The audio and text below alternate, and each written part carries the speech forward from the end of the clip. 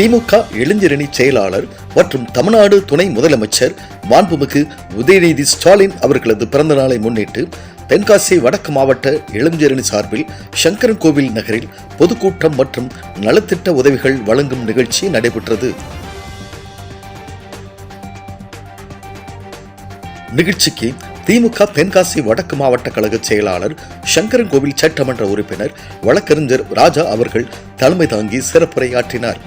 திமுக இளைஞரணி மாநில துணை செயலாளர் ஜி.பி. ராஜா மற்றும் தென்காசி நாடாளுமன்ற உறுப்பினர் மருத்துவர் வாணி ஸ்ரீகுமார் ஆகியோர் முன்னிலை வகித்து சிறப்புரையாற்றினர்.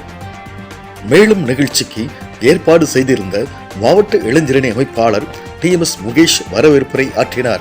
பொதுக்கூட்டத்தில் மாவட்ட துணை அமைப்பாளர் மாரிராஜ் தொகுப்புரையாற்ற இளைஞரணி நடத்திய பேச்சுப் போட்டியில் தமிழ்நாட்டில் முதலிடம் பெற்ற இளைஞர் மோகநிதி சிறப்புரை ஆற்றினார். மாவட்ட துணை அமைப்பாளர் ராஜராஜன் நன்றி உரையாற்றினார். மாவட்ட துணை அமைப்பாளர்கள் ரவையல் கார்த்திக், சரவணன், மணிகண்டன், அன்சாரி ஆகியோர் நிகழ்ச்சிக்கான ஒருங்கிணைப்புகளை செய்திருந்தனர். தொடர்ந்து நிகழ்ச்சியில் பொதுமக்களுக்கு நலத்திட்ட உதவிகள் வழங்கப்பட்டன.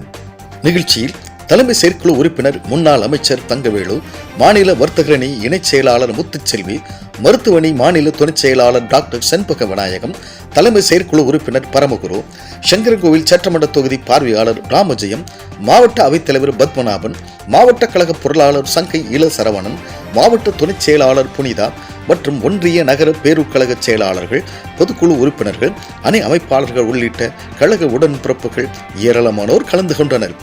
ஆனா நம்ம வீடு தேடி வந்து உணவுப் பொருட்கள் தந்த ஒரே கழகம், கருப்பு சிவப்பு வேட்டி கட்டிய கழகம், அது திராவிட முன்னேற்ற கழகம்.